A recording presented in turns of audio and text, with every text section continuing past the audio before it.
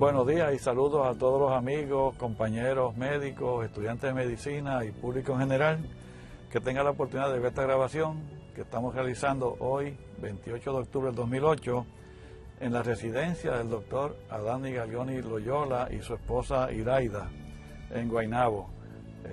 Buenas tardes, doctor Adán, ¿cómo están las cosas? ¿Bien? Bien, pues doctor, esto es parte de una serie que yo estoy haciendo de grabaciones a los médicos ilustres que ha tenido Puerto Rico, y obviamente usted cualifica excelentemente como uno de esos médicos extraordinarios que ha tenido este país. Y yo quería comenzar pues preguntándole dónde usted nació, quiénes son sus padres, sus hijos, su esposa, cuándo nació, y que nos relate más o menos su niñez, dónde estudió, y después entramos al aspecto de medicina en San Juan. Bien, pues mi nombre completo es, como ha dicho el doctor, Adán Nigalioni Loyola. Yo nací en el barrio Santo Domingo de Peñuelas, un pueblito que, como ustedes saben, está entre Ponce y Guayanilla. Santo Domingo era un barrio bastante distante. Me crié hijo de un pequeño agricultor y una ama de casa, doña Felicita Loyola, oriunda su papá de Vizcaya. Y mi padre, como ustedes ven en el apellido, es una familia corsa, que quizás puedo darle algunos datos sobre cuándo llegamos aquí a Puerto Rico, ¿no? Viví en un campo, como le dije, retirado del pueblo, rodeado de la pobreza. Allí lo que uno veía como muchacho en los años 30, en los años 40, era pobreza. El papá mío, como le dije, un pequeño agricultor, nos crió y nos mantuvo, y en cierta medida nos educó con una finquita de 14 cuerdas. ¿Cuántos hijos eran? Éramos 7. 7 hijos. Yo era el segundo más pequeño, el número 6. En esa época en el campo, y el doctor Vázquez debe conocer bastante de esto, las oportunidades que había de progresar y de estudiar eran mínimas. Yo estudié mis primeros grados en una escuelita rural, un solo salón, que quedaba a un par de kilómetros de mi casa. La escuela elemental en lo que llamaban una segunda unidad rural, en el barrio Santo Domingo de Peñuelas. Yo fui el único de esos 7 hijos que tuve oportunidad, por alguna razón, de seguir adelante. Pero la educación básica de mis hermanos y hermanas eran 8º grado. Eso es lo que se estudiaba en ese lugar.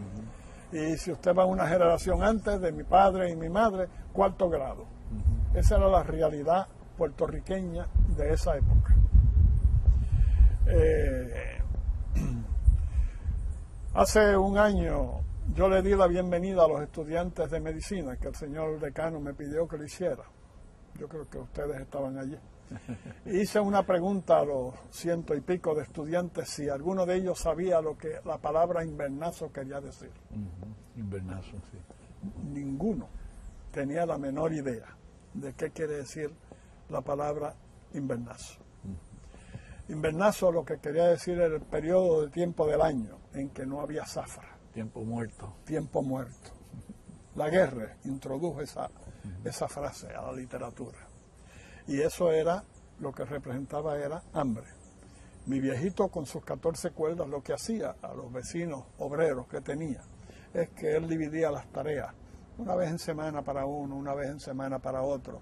A deshiervar, abonar, regar la caña que él sembraba para poderle dar unos pesos a esta gente para que pudieran comer. Esa fue mi niñez y mi juventud básicamente. Me llama la atención el grado de pobreza que predominaba en ese lado. Increíble, la juventud de hoy no conoce eso muy a fondo, ¿sabes? Y uno se lo dice, pero como que no lo captan, ¿ves? Porque han vivido una vida radicalmente distinta, ¿sabes? Como le dije, fui a una escuela elemental. Tuve una fortuna que la menciono porque quizás tiene algo que ver con lo que ocurrió conmigo en el futuro.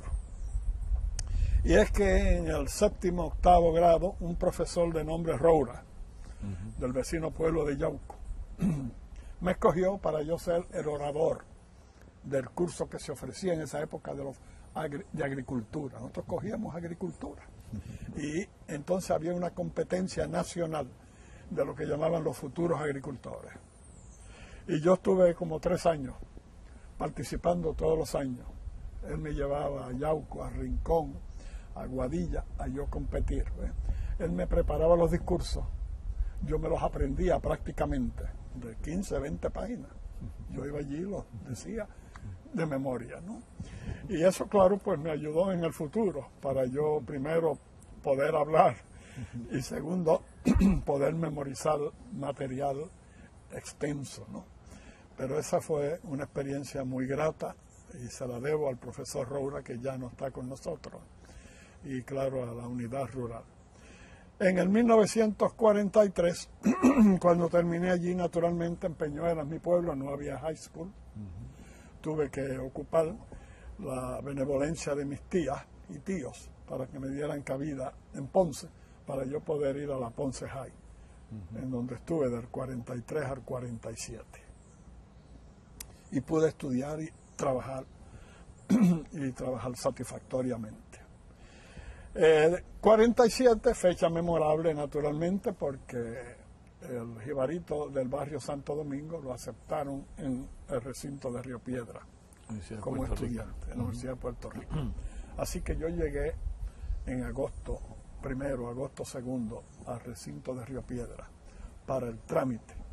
Y claro, no tenía dónde residir, tuve que irme a una casa de pupilos allí en Santa Rita o en calle Arismendi específicamente. Y con lo poquito que mi padre me mandaba y los hermanos mayores, yo pude sobrevivir.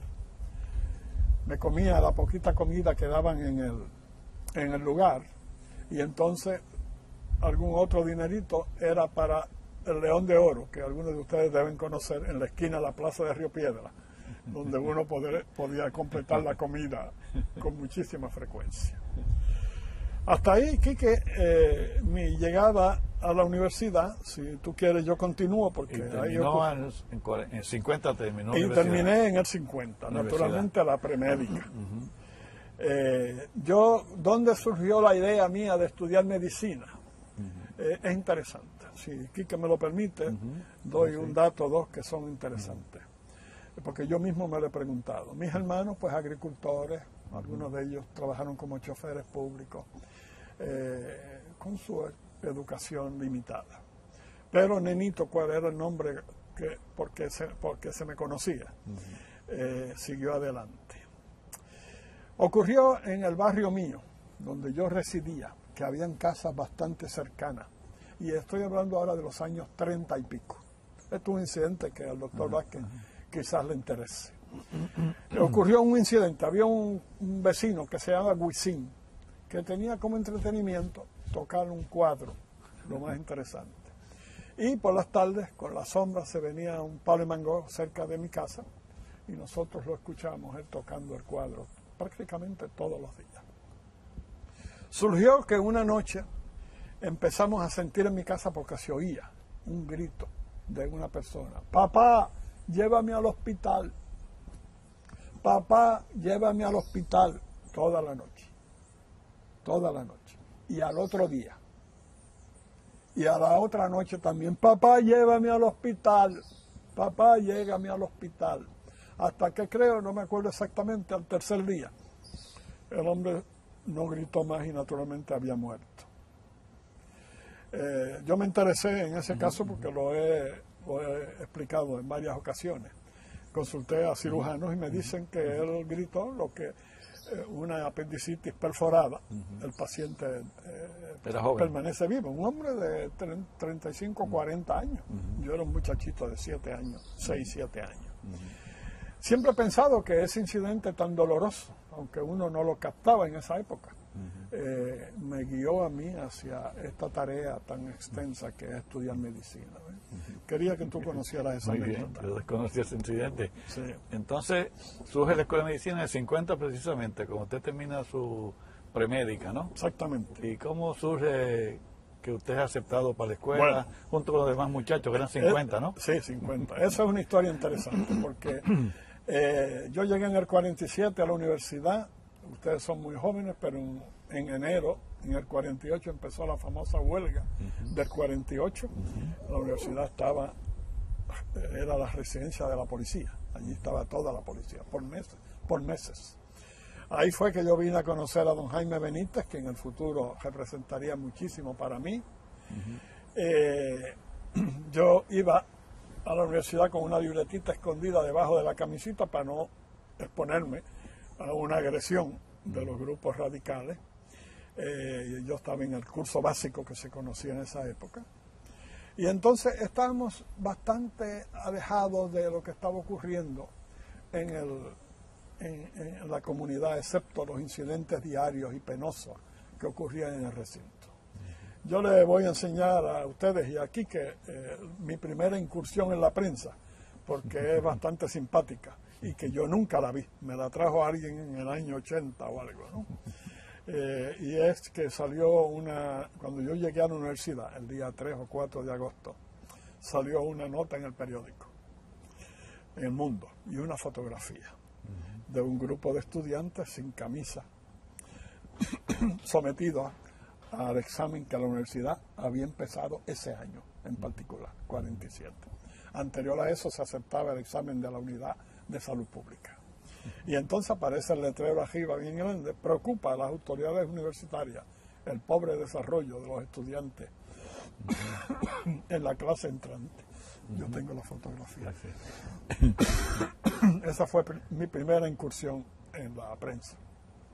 Bueno, pero gradualmente, con la ayuda del señor Santana, Miguel Ángel Santana, que todo el mundo que estudió medicina conoce, nos orientamos y no estábamos conscientes de lo que estaba ocurriendo, de la batalla enorme que el doctor Vázquez debe conocer muy bien, que en esos años estaba dando y había empezado a dar del 1942, cuando en septiembre se le nombró rector, don Jaime Benítez, por tener en Puerto Rico una facultad de medicina. Eso es una historia fascinante, dramática. Don Jaime, que fue nombrado, como dije, en el 1942, una de sus acciones más tempranas fue nombrar un comité de personas muy distinguidas para que estudiaran la situación médica y la situación de salud de Puerto Rico y la necesidad y el grado de necesidad que había para que la universidad pudiera proveerle a la comunidad una escuela de medicina. Nosotros en la universidad no estábamos muy conscientes de esa batalla. Claro, hoy día pues es el diario vivir, la conozco a fondo. Ese comité le informó a Jaime unos meses después de que decididamente en Puerto Rico se necesitaba una escuela de medicina urgentemente. Las estadísticas de salud penosas, por ejemplo, una de las que mencionaba el comité. Sí. Trata de repetir algo de lo que... Sí, me voy atrás. Decía que las estadísticas de salud, aún para el 1943-44, que la situación de Puerto Rico era comparablemente más favorable de lo que era en el 30 o en el 20, las estadísticas de salud en Puerto Rico, este comité encontró, eran patéticas. Por ejemplo, un ejemplo que ellos ponen en el informe, de 29.000 personas que murieron en Puerto Rico en el 1943, 27.000 nunca vieron un médico antes de morir. Mortalidad infantil gigantesca, 150, 200 de cada 1.000 niños morían antes de cumplir un año. Esa era lo que ese comité encontró y lo que estimuló a don Jaime para iniciar lo que fue su batalla más difícil y más tremenda que Jaime dio en su lucha en la universidad, en sus muchos años en la universidad. Él tuvo, cuando empezó el proceso de crear la nueva Escuela de Medicina, una oposición tenaz de la Facultad de la Escuela de Medicina Tropical, en particular, que no querían una Escuela de Medicina, y de la Asociación Médica que se unió. Este proceso siguió año por año, 45, 46. En 1946 ocurrió algo importante, fue que Colombia se cansó de estar en Puerto Rico y anunció que se retiraría de su auspicio de la Escuela de Medicina Tropical, que no lo hemos mencionado, pero que era una institución que ya existía desde 1923-24 y que tenía una importancia extraordinaria para Puerto Rico. Yo reconozco, ¿no? Tampoco quiero dar la impresión de que la Escuela de Medicina Tropical no fue una institución importante, pero lo que surgió y lo que levantó la batalla que Jaime tuvo que dar es que era un instituto de investigación, fundamentalmente. Extraordinario, pero era un instituto de investigación. Crear médicos, crear enfermeras, crear tecnólogos, eso para ellos era ajeno, no lo aceptaban. Guillermo Arbona tuvo una batalla enorme para poder empezar en medicina tropical en el 1940, una escuela de tecnología médica. Y no la pudo empezar hasta que no llevó los chavos de un donativo federal, porque de otra forma se oponía a la facultad y la Junta de Gobierno de Medicina Tropical. Bueno, pues don Jaime siguió con esa batalla y Colombia se retiró en el 46, entonces finalmente el campo de batalla a Jaime lo acusaron de todo. Una de las acusaciones más simpáticas es que decían que don Jaime lo que quería era desaparecer la Escuela de Medicina Tropical para crear una escuela tropical de medicina.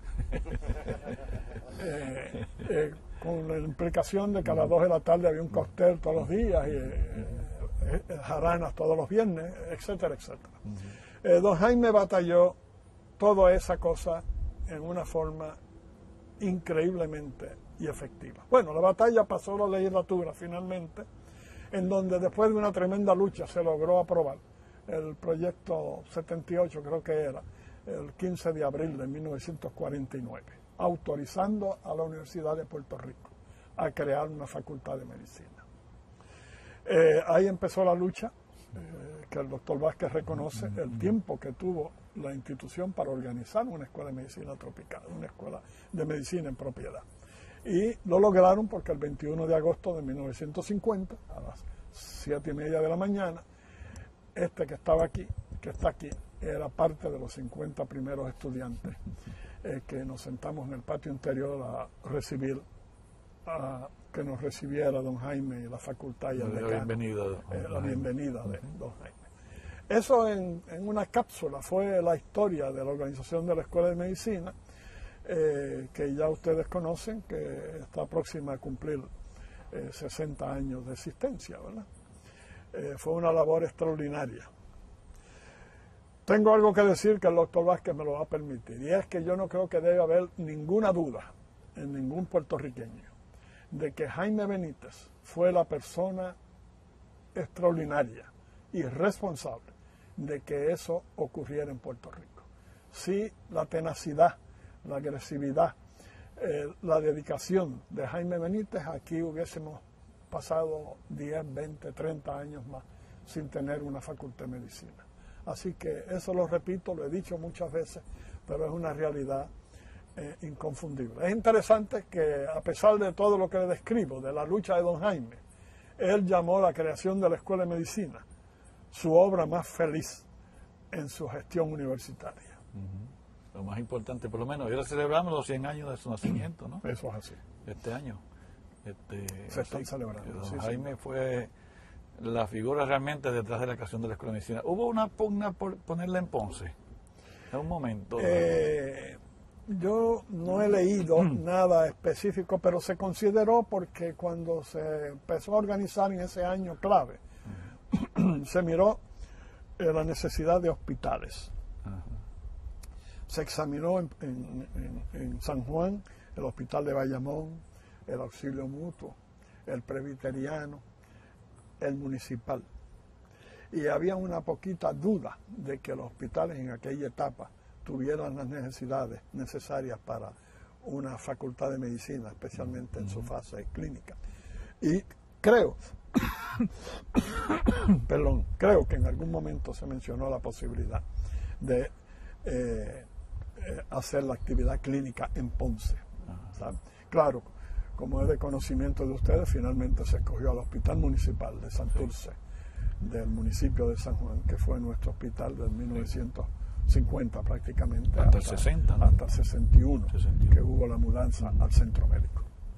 Muy bien. Entonces ahí estuvo 4 años en la Escuela de Medicina. Ahí estuve 4 años en la Escuela de Medicina. ¿Vivió allí todo el tiempo? Viví allí todo el tiempo. 4 años.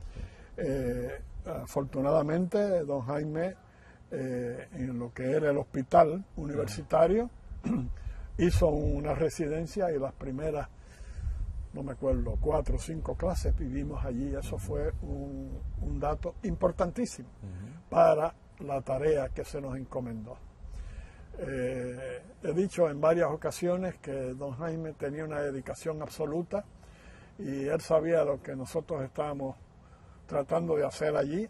Cuando él terminaba a las 6 o a las 7 en rectoría en Río Piedra, él se trasladaba con frecuencia a medicina tropical, nos reunía en un pasillo y nos daba una charla, que claro, yo le llamo group therapy, ¿no? Es lo que hace poco mencioné en una ocasión, ¿eh? Él nos ayudó, aún en ese dato adicional, había becas amplias para, digo, no amplias porque en aquella época no habían becas enormes, pero becas suficientes para los estudiantes, que en esa clase en particular había gente extremadamente pobre. Y le puedo señalar un caso porque es un caso tan meritorio y de una persona tan valiosa. Félix Galván, un joven de Guayama o de Arroyo, de allá del sur, extremadamente pobre. Cuando terminó no tenía con qué pagar sus pasajes para ir a Estados Unidos a hacer un internado. No tenía dinero para coger los exámenes del National Board. Y recientemente, porque estuve sentado con él un tiempo, me contó que él fue donde Miguel Ángel Santana y le dijo: don Miguel, doctor Santana, yo no tengo con qué coger el National Board. 12, 10, 15 dólares. Y Santana lo cogió por un brazo y lo llevó donde Jaime Benítez. Y allí estaba su esposa Lulú. Y su esposa Lulú sacó de su cartera y le dio a Galván los dineros que necesitaba para coger el National Board. Miren qué ejemplo más extraordinario. Y Galván resultó ser una extraordinaria persona, un extraordinario médico, que sirvió por muchos años a la población de veteranos en Puerto Rico, porque trabajó todo su tiempo en veteranos. Muy bien. Y hay una anécdota de José Tiburcio Medina, que don Jaime dice, ese nombre Tiburcio, que suena a un campesino, tiene que haber un Tiburcio en la escuela. ¿Eso es correcto? ¿Te escuchó esa anécdota? Yo había, de la de Tiburcio no me acuerdo, claro, era un nombre raro. Tiburcio era un neorican. Él se crió en Nueva York. José Tiburcio. José Tiburcio Medina, que hoy día radiólogo extraordinario. Muy exitoso. Sí. Es dueño de medio Bayamón. El que sí resalta mi memoria es el discurso de don Jaime, me parece que fue en el 56 o 57, donde él dijo que la Escuela de Medicina por fin se había graduado como institución, porque ese año graduaba a un médico de nombre Agapito. Agapito Miranda, que ustedes quizás lo conocen. Que tuvo mucho tiempo en el hospital industrial, sí. Entonces, después que terminé medicina, ¿dónde hice internado y residencia? Entonces, cuando terminé medicina me trasladé a Filadelfia, lo que llamaban el Hospital Graduado de Filadelfia. Allí hice mi año de internado. Muy satisfactoriamente, al cabo de los 12 meses, a pesar de que allí había gente de Yale y de Harvard y eso, yo fui declarado el mejor interno del año. Y precisamente se me otorgó una beca para regresar a lo que ellos llamaban la Escuela Graduada de la Universidad de Pennsylvania, lo cual hice después que cumplí con mi deber militar en el 55 al 57. Tuve 2 años en el ejército ya como médico. Y en el 57 a la Escuela Graduada. Y cogí un año. En esa época todavía estaba terminando la guerra de Corea, ¿no? Eso es así. No tuvo que ir a la guerra. No fui a la guerra. No, ya había terminado. Yo 55. Atendí en esa prisión donde me tocó servir a los presos, a los soldados, incluyendo un general de 3 estrellas, que era preso en esa prisión en Augusta, Georgia. Yo era el médico primario que lo atendía. ¿Eso es 55 o 57? 57. ¿Después hizo residencia? 57 regresé a la escuela graduada, 57-58. 58-60 hice 2 años de medicina interna y en el 60 doctor Bocus me aceptó en su servicio para superespecializarme en gastroenterología. Y estuve allí un año. En el 61, en julio, regresé a Puerto Rico a trabajar en el hospital municipal 61. En el municipal de Santurce. De Santurce, con Ernesto Marchán. Ajá. Y esa época fue que la escuela se muda de allí. Exactamente. Hacia Río Piedra, hacia el hospital universitario. Llegando ya al hospital municipal todavía se sentía el ambiente de hostilidad que había por la salida abrupta de la Escuela de Medicina del hospital municipal, porque hubo muchos conflictos. Hoy no tenemos tiempo para entrar en los detalles, pero hay una serie de historias fascinantes de por qué ocurrió ese conflicto, las causas fundamentales. Y son muchas, y si el doctor Vázquez cree, yo puedo mencionar un par de ellas. Y los jefes que estaban allá, se quedaron algunos en el municipal y otros se movieron acá, nuevos, ¿no? Correcto. Por ejemplo, ese año coincidió con el nombramiento de García Palmieri como jefe del Departamento de Medicina, 1961. Se quedó allá, jefe de medicina, nuestro querido amigo Marchán, Ernesto Marchán. Sí. Y algunos otros que se quedaron allá. Copich se quedó en patología también allá, Enrique Copich se quedó en Santurce. Bueno, Copich siempre estuvo en medicina tropical, y después ahí él murió, porque él murió en los 60, 61, sí. Así que el departamento de patología eventualmente se mudó al centro médico. Y entonces acá los jefes que asumieron el liderato de la escuela, la parte clínica en Río Piedra, ¿quiénes eran para aquella época? Bueno, pues como le dije anteriormente en forma de anécdota, pues Peregrina en obstetricia y ginecología, Mario en medicina, Picó en oftalmología, ¿cuál otro falta? Cirugía Rafucci, naturalmente. La mayoría eran ya jefes en el municipal, a excepción de García Palmieri, quizás. Peregrina también. Y Noya estuvo ahí también, Noya Benítez. Noya, yo creo que Noya participaba, pero yo creo que él se quedó un tiempo limitado en el hospital municipal. Lo que quería preguntarle es, los jefes que estaban allá, continuaron por muchos años, ¿no? Esa misma jefatura, ¿no? Es correcto. ¿Quién está en patología? ¿Marcial? Marcial. Raúl Marcial. Raúl Marcial. Ok. Y entonces usted se quedó practicando municipal ¿hasta cuándo? Yo estuve en el municipal del 61 al 63. Y un dato que quiero mencionar es que alguien me ha preguntado por qué Jaime Benítez decidió nombrarlo usted decano. Un individuo sin experiencia administrativa, 32, 33 años de edad. Bueno, pues al yo terminar mi escuela de medicina, yo fui el estudiante con el promedio más alto, de los 50 que nos graduamos, 45 que nos graduamos. ¿Cuántas mujeres había allí? Habían 8 mujeres. 8 mujeres. 8 mujeres. ¿Y usted fue el mejor promedio? Yo fui el promedio más alto. Y me gané el premio de urología y alguna otra cosa, ¿no? Así que don Jaime se interesó en mi persona y desarrollamos a la distancia una relación de cariño y de respeto mutuo. De hecho, cuando yo estaba entrenando, don Jaime llamaba a doctor Bocus, que era mi jefe, para saber mis andares, cómo estaba yo y cómo iba trabajando, ¿no? Seguía su trayectoria. Así que don Jaime, después hablaremos más extensamente sobre don Jaime, pero se mantuvo siempre atento a mi desarrollo profesional.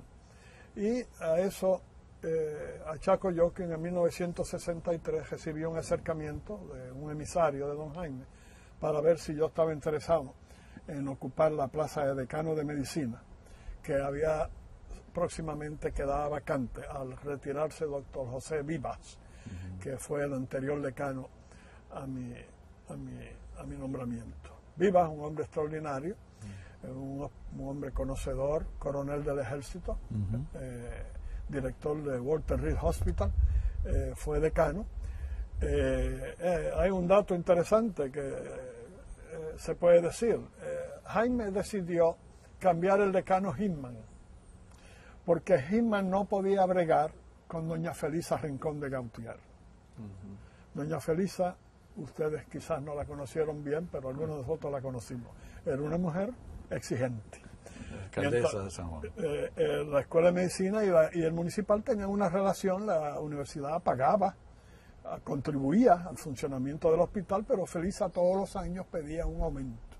un aumento. Mira, Jaime, estos muchachos que tú tienes ahí, ellos se lavan las manos como 20 veces al día y gastan jabón y gastan toalla y el presupuesto está escaseando. Y entonces Hinman, que no era médico, tenía un grado de MD, pero no era médico, era un señor que se dedicaba a los parásitos, a los insectos.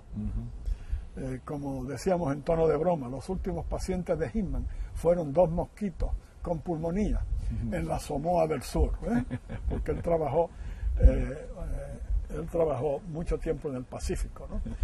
Y claro, se le hacía imposible bregar con la fase clínica y mucho más con una persona tan, ¿verdad?, exigente como doña Felisa. Y sencillamente, entonces Jaime cometió el pequeño error de cambiar a Hinman, que no podía bregar con Felisa, por José R. Vivas, que era un jíbaro de Lares, brillantísimo, pero tostado de carácter. Militar. Un militar. Y olvídese, ¿sabes? Que al cabo de 2 años ya la Escuela de Medicina estaba fuera de allí porque Hinman no podía manejar la administración municipal, los agregados que se nombraban, toda la cosa que ocurre en el ambiente político nuestro, ¿no? Entonces, en el 63 a mí se me nombra decano, en julio. Me nombraron un viernes, me presenté allí el lunes a las 7 de la mañana. Hice algo que hoy día no se puede hacer porque uno se expone a una demanda. La oficina que yo tenía en Santurce, el lunes ya yo no volví más. Hoy día uno hace eso, le ponen una demanda. Y entonces pues yo empecé mi tarea como decano, que fue una tarea, como ya he mencionado, difícil, pero que... Su oficina estaba en el primer piso, ¿verdad? Mi oficina en medicina tropical en Las Torres, donde mismo la tenía Hinman y Vivas, en Las Torres Altas. Allá, ¿sabes? Okay. Cuando llegué allí, quien me recibió fue una persona que quiero mencionarla por ser una de las personas extraordinarias de la Escuela de Medicina, Conrado Asen, que era ayudante de Vivas, y me recibió a las 8 de la mañana ese día con una carta de renuncia. Entonces yo me senté con él y le dije, mire, don Conrado, él había sido profesor mío, naturalmente, ¿no? Y me conocía y yo lo conocía a él. Le dije, don Conrado, si usted me renuncia, yo me regreso a mi casa. Porque era una persona de absoluta confianza, de absoluta dedicación, y fue una gran ayuda y estuvo trabajando conmigo todos los años que yo estuve en la administración universitaria. Bueno, pues seguí batallando en el decanato. Se lograron múltiples cosas. Teníamos un programa médico regional, que fue un proyecto muy importante, que se desarrolló durante esos años. Y en el 1966 empieza la avalancha y el desarrollo de la reforma universitaria. Y se reforma la universidad. Y en el 1966 al doctor Nigalioni se le llama para que acepte la posición de primer rector del recinto de ciencias médicas. Y ahí empecé yo en mi segunda tarea, en el 1966. Primer decano y rector, graduado de la Escuela de Medicina de Puerto Rico. Exactamente, exactamente. Sí. Y como rector, pues tuve que presidir un desarrollo totalmente ajeno a muchos de los universitarios en el recinto y prácticamente a muchos universitarios en otros lugares, porque la reforma exigía que el recinto se involucrara en senados académicos, juntas administrativas, que no había experiencia ninguna en el sector médico. Eso hubo que hacerlo de nuevo, en contraste con Río Piedras o Mayagüez, que había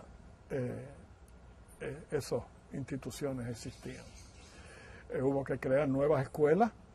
Se creó la Escuela de Salud Pública, se creó la Escuela de Enfermería, la Escuela de Medicina expandió drásticamente. Un decano, el primero que yo nombré, doctor José Sifontes, quiero mencionarlo porque ya no está con nosotros, persona extraordinaria. Doctor Vázquez lo conoció muy bien. Callado, él no hablaba, él tenía la música por dentro, como dicen en Puerto Rico, ¿no? Muy pausado, él hacía sus cosas. Y luego que Josie Fontes decidiera retirarse en el 71, algo así, yo nombré a otra persona extraordinaria. Tuve una suerte extraordinaria. Los dos decanos que nombré fueron personas extraordinarias.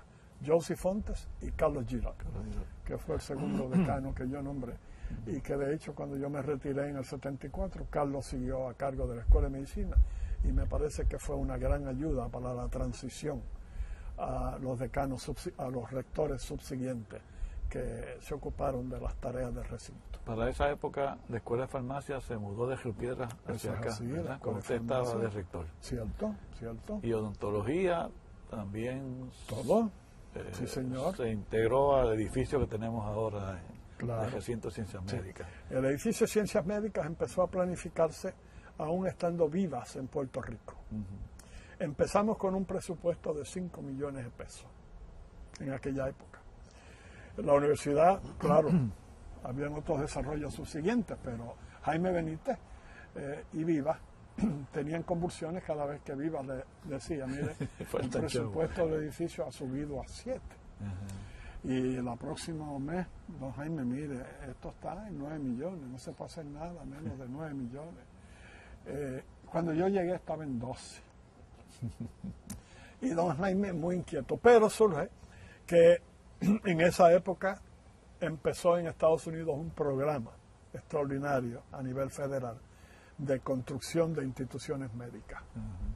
Y nosotros solicitamos y afortunadamente recibimos una ayuda significativa del gobierno federal. Aparentemente en esa vecindad de 12 millones de dólares para ayudarnos a construir el edificio tan precioso que ustedes conocen. El precio total al final fueron 25 millones de dólares. 25 millones de dólares con todas las facilidades. Y se inauguró en el verano del 72. En el espacio de verano se mudó la facultad, los departamentos de ciencias básicas a el edificio de ciencias médicas. Y para la creación del centro médico, ¿usted participó también? ¿El edificio y las facilidades que existen ahí? ¿O ya eso estaba con usted? No, muy destacadamente. El centro médico, nosotros participamos, como ustedes saben, el centro médico, el otro día yo tuve que clarificar que la planificación del centro médico de Puerto Rico empezó en 1948, bien atrás, sí. siendo Piñero el gobernador de Puerto Rico. Y don Julio Pérez ya existía en esa época. Y claro, cuando Muñoz Marín llega en el 49 a la gobernación, después le voy a dar una anécdota sobre don Luis Muñoz Marín, que no voy a hacer en el récord. Empezó a desarrollar esto. Don Muñoz Marín le dio todo el respaldo, la legislatura le dio el respaldo y se consiguió el dinero para el edificio de ciencias médicas. Y como le dije, se inauguró en el verano del 72 y fue una obra extraordinaria. Yo creo que eso hizo una diferencia enorme en la agrupación de las facultades, en la coordinación de facultades, en el abono de una facultad a otra, etcétera, etcétera. Muy bien. Y de ahí, ¿usted se sale de rector en qué año? 67. En el 74 yo oficialmente me retiro.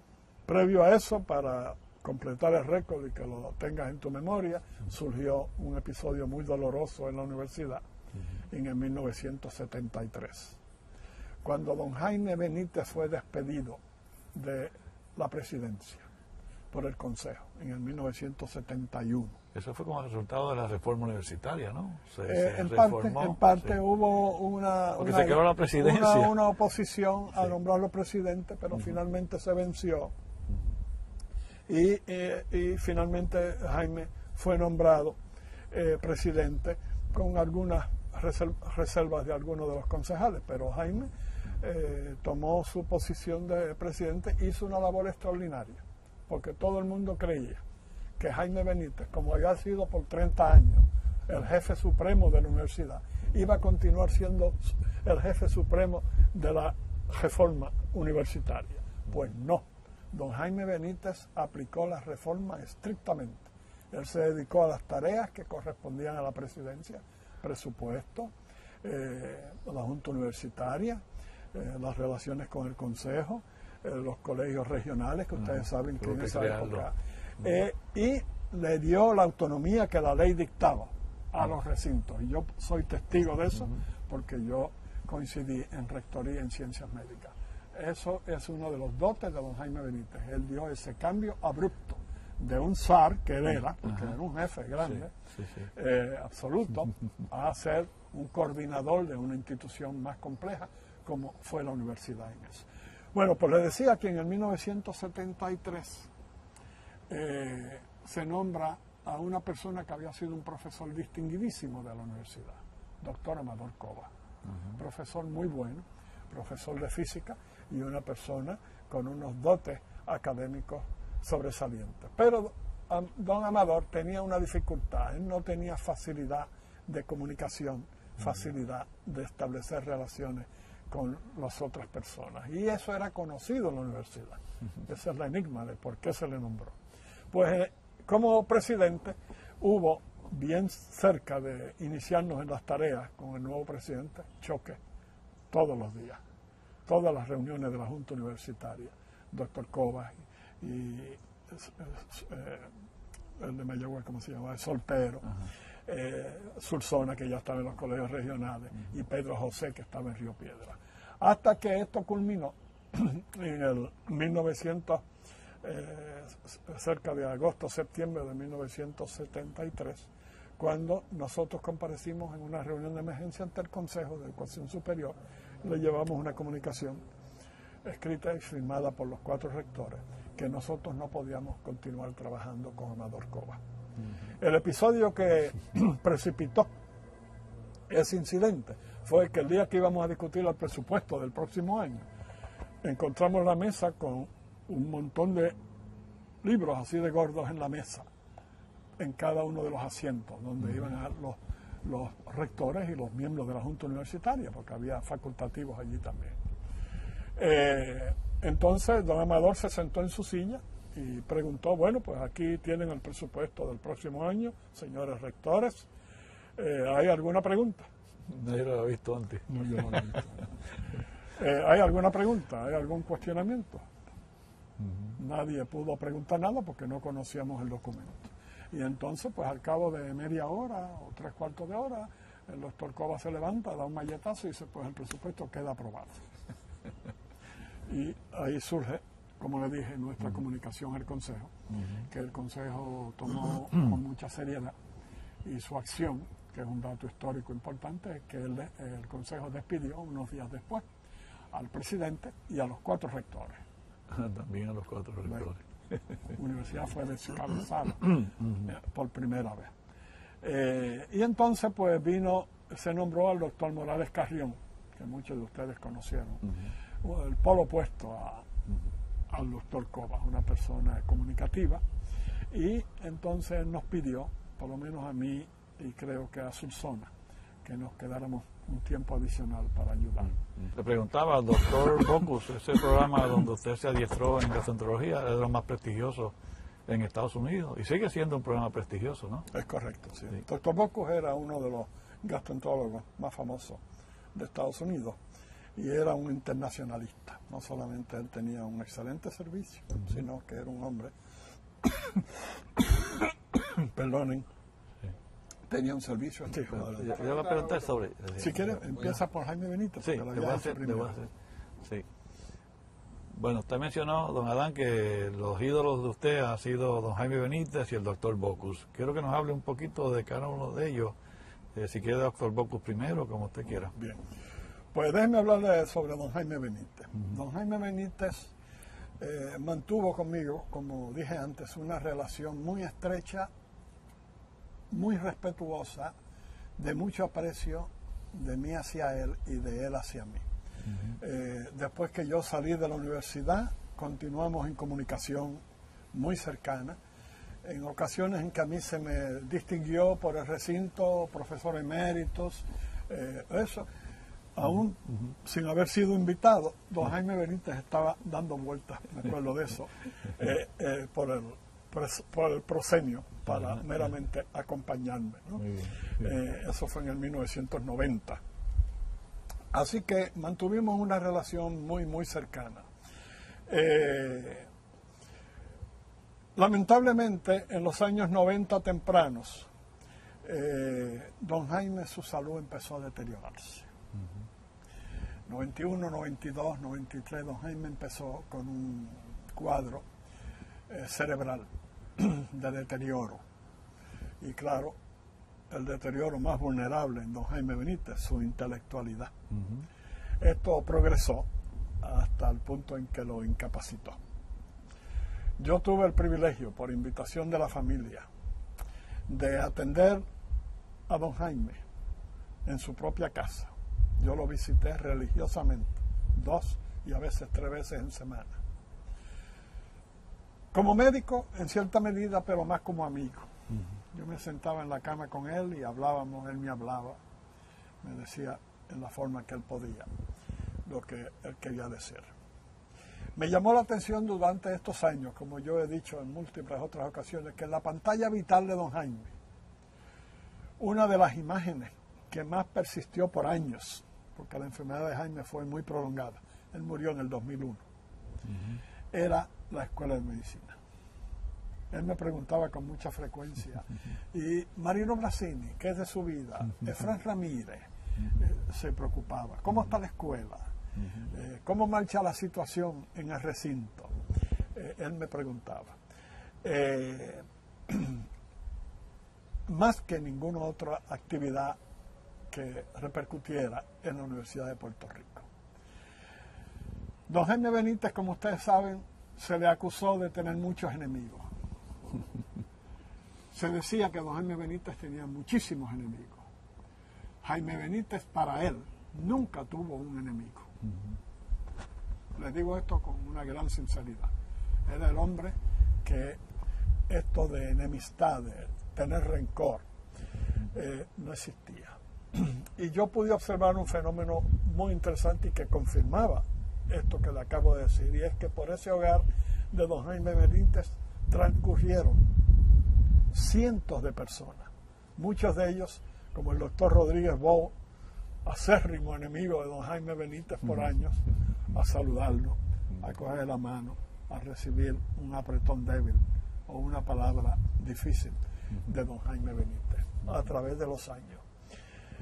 Hasta que finalmente su condición física deterioró, se incapacitó totalmente, se encamó, como ocurre con estas personas, pues las complicaciones empiezan a surgir. Y finalmente en el 2001 tuvo una muerte de fallo respiratorio, como muere la inmensa mayoría de estas personas. La otra persona que íbamos a hablar era Bocus, doctor Bocus. Doctor Henry L. Bocus, perdone, usted quitan todo eso de ahí. Doctor Henry L. Bocus, un gastroenterólogo muy, muy distinguido y muy reconocido. Graduado en la Universidad de Jefferson en 1917 y director del Departamento de Medicina, graduado de la Universidad de Pensilvania desde los años 1940, etc. Autor del libro más celebrado, quizás, y sus subsiguientes ediciones de gastroenterología. Era una autoridad mundial. Y era una persona que tenía dos características muy particulares. Era un amante de Latinoamérica. Bueno, él era un universalista. Él creó la entidad, o fue uno de los creadores de la entidad médico, que ofrecía servicios médicos a través de todo el mundo, en Asia, África. Así que doctor Bocus era una persona extraordinaria. Desarrollamos una amistad extremadamente cercana, muy respetuosa. Tengo su libro ahí dedicado por él. Y entonces mantengo una relación cercana con su familia. Su hija viene a Puerto Rico cada rato. Y una característica de doctor Bocus que es importante mencionar, porque es uno de los problemas que Puerto Rico confronta, que es el éxodo de los médicos, el éxodo de los especialistas, que doctor Bocus tenía como hábito, cuando aceptaba a alguien a su programa de gastroenterología, de Burma, de China, de Galápagos, de donde fuera, de Puerto Rico, él quería asegurarse que usted se entrena aquí y usted regresa a Galápagos o al lugar que fuera a rendirle servicio a su pueblo. Muy bien. Así era Bocus. No hay muchos profesores americanos que tienen ese hábito, al contrario. Hoy los los entrenan y los acaparan. El mejor ejemplo es Houston, ¿verdad? Sí. En que hay docenas de puertorriqueños excelentes, todos, de primer orden. Exacto. De hecho, en Houston, hace poco conocí un graduado nuestro, 1900, su diploma está firmado por mí, 1963, que es el jefe del Instituto de Cardiología de Houston, del famoso cirujano que murió, De Bakey. de Bakey Center. Un jibarito de Fajardo, extraordinaria persona. Se le llama el mejor cardiólogo del mundo. Ese es el comentario que hay. Muy bien. Se nos quedó, ¿cuándo se casó con doña Iraida? Bien, me gradué en el 1957, el 54. Tenía ya antes de graduarme una mujer que había conocido y que quería mucho, una jovencita que le voy a enseñar su retrato a esa edad, lo tengo arriba, de Morovis, papá de una familia Rivera Colón de Morovis, y su papá era un comerciante. Y cuando me fui para Estados Unidos, pues estábamos en la incertidumbre de si nos casábamos o no nos casábamos. Tenía una madre muy exigente, una maestra tremenda, y la dominaba, pero finalmente en septiembre 25 de 1954, 3 meses después de yo estar en Filadelfia, vine a Puerto Rico un viernes por la noche, me casé sábado por la mañana y regresé domingo a mi trabajo, y el lunes por la noche estaba de guardia. Bien difícil. Yo era interno. Allí hemos sido felices por 54 años, vamos camino a 55 años. ¿Y Tenemos 5 hijos, ya de edad desde 53 a 42. Tenemos 13 nietos y hemos tenido una vida muy feliz a pesar de las tragedias que le ocurren a todo el mundo, enfermedades, etcétera. Hemos vivido muy felices. Vivimos en este lugar donde están ustedes por los últimos 47 años. Tiene un hijo que es médico también, ¿no? Tengo un hijo, el menor de los dos varones, que estudió medicina y se especializó en infectología y está trabajando intensamente. Papiro, como decimos nosotros, mi hijo mayor, es un CPA de primer orden, y las nenas, la mía tercera, trabaja con el First Bank como vicepresidenta. Han tenido un buen desarrollo. Y los nietos pues también han salido un poco vagones, pero estamos tratando de estimularlos. Cuando ustedes tengan nietos ya verán lo difícil que es. Difícil que manejarlo. ¿Sabes? Sí, es verdad. ¿Y qué hace para mantenerse mentalmente activo y físicamente más saludable? ¿Qué está haciendo?